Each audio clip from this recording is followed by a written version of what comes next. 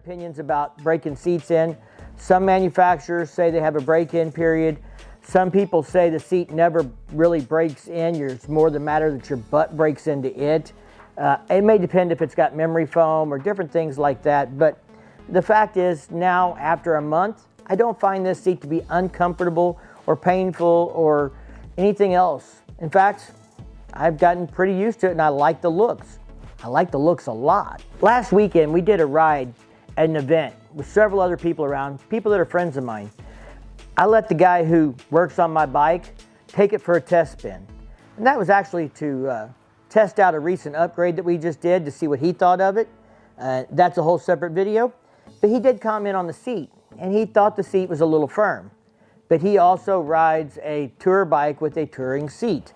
I let some friends of mine that have CVOs sit on it, and their response, their initial reaction was, I like this seat better than the CVO seat on my bike. So I think a lot of it will have to do with, for the comfort, what kind of seat you're coming off of. If you're coming off of an OEM seat or a low profile seat, and you were to go to this seat, I don't think you would find this uncomfortable.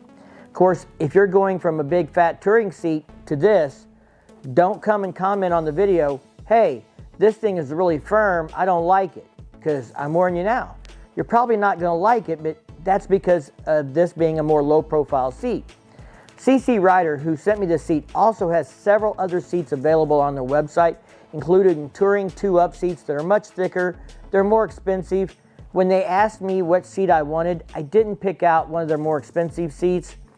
For one, I didn't really feel like that was something I was comfortable doing. And for two, I didn't really want a bigger, fatter seat. I wanted a more custom looking, low profile seat. So if I decide to take the luggage rack off and the bag on the back off and put this thing in a bike show, I've got a somewhat custom looking seat to leave on the bike for the bike show. And that's really why I picked this seat. And I'm glad that I did now. Now, like I said, they have a lot of different options on their website, a lot of different seats for touring bikes, Dynas, Softails, and the seat prices range anywhere from $125 to upwards of $400 for a big, thick touring seat with gel in it that's designed for 2-up riding.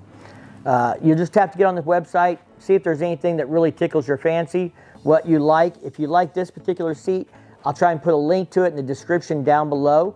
Now, they did say they were going to try and send me a link for a discount or a coupon code or something like that. I don't have that yet as I'm filming.